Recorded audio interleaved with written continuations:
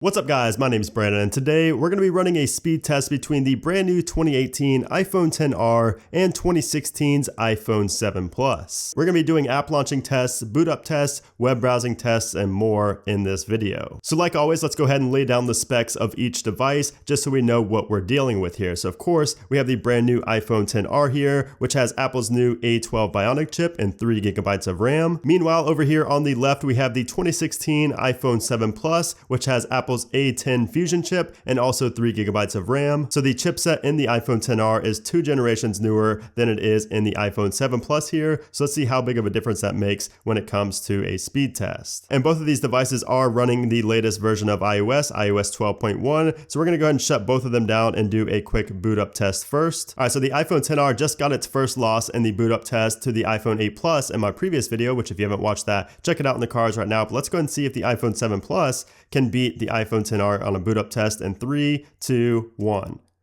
So we tapped it there on the iPhone XR. We're holding here on the 7 Plus, and we got a visual first on the 7 Plus. Let's see if we can go to the lock screen first on the 7 Plus as well. That will be very surprising if we can.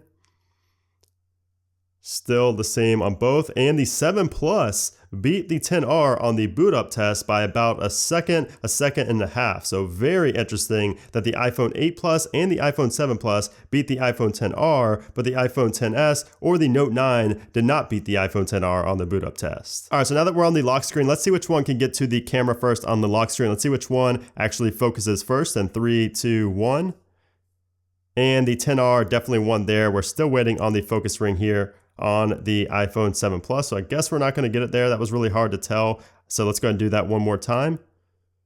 And there we go. So it looked like the 7 Plus actually got the square that time. So let's just do it one more time since this is a pretty hard to tell which one is winning here. So let's go.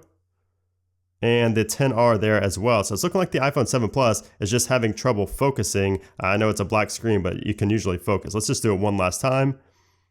And the 7 Plus again focused first that time. So very interesting. I'm not going to give the win to either one right there because it was really hard to tell. And Apple actually really improved the speed of getting to the camera from the lock screen on older devices like the iPhone 7 and the iPhone 6. So maybe that has something to do with it here. But anyways, let's move on now to some app launching tests. And of course, as always, we are going to start off with gaming. So we're going to make sure that all applications are closed on both devices. So I'm going to go ahead and close out of all the applications here on the XR. And the 7 Plus already has all applications closed. So let's start off with Galaxy on Fire 3 in 3, 2, 1.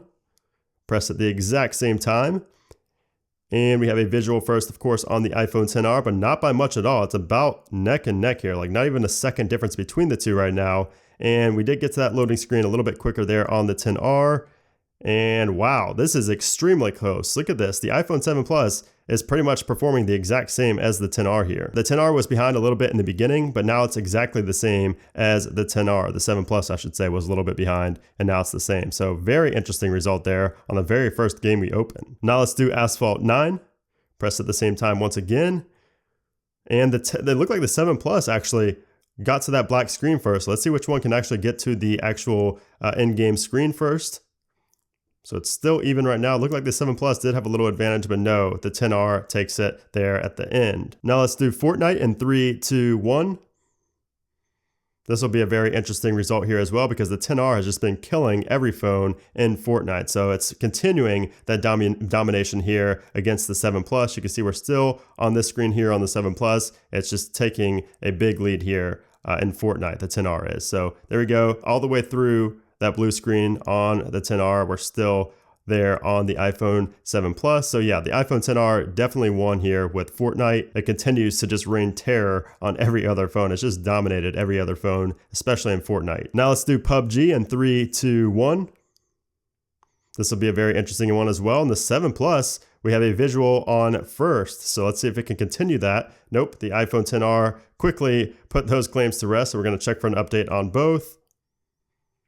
And the XR definitely loading up before the iPhone 7 Plus here by, you can see like 5 seconds, probably about 5 seconds, a little under 5 seconds there. So big lead there for the iPhone XR. And now we're gonna go into Splice and do a video exporting test. So we're gonna go ahead and select the exact same video there for both. So it's a 4K video that I shot on the iPhone XS Max. So we're gonna go ahead to export save, and we're going to click 1080p at the exact same time in 3, 2, 1. And it looks pretty much even right now. Looks like the iPhone 7 Plus may actually be in the lead. So yeah, looks like the iPhone 7 Plus is going to beat the iPhone XR here, and the exporting test, no, the iPhone XR at the very last second just bolted ahead and beat the iPhone 7 Plus, but very, very close. It barely beat a 2-year-old device here. So now let's move on to the social media applications. We're going to start off with Twitter. Exact same time there. Let's see which one gets to the timeline first. The iPhone 7 Plus got to the timeline and loaded things up before the iPhone XR. Let's go ahead into Instagram in 3, 2, 1. And it's looking like the 7 Plus again, and it loaded the first picture before the iPhone XR. So the iPhone 7 Plus is just a beast competing with the iPhone XR like this. Very interesting. It wasn't even this close on the iPhone 8 Plus. Now let's go into YouTube. And YouTube looks like it's going to load up first. Yes, loaded up first on the iPhone XR. Let's go into Amazon. And the iPhone XR once again. Now we're going to go into the Vivino wine application in 3, 2, 1.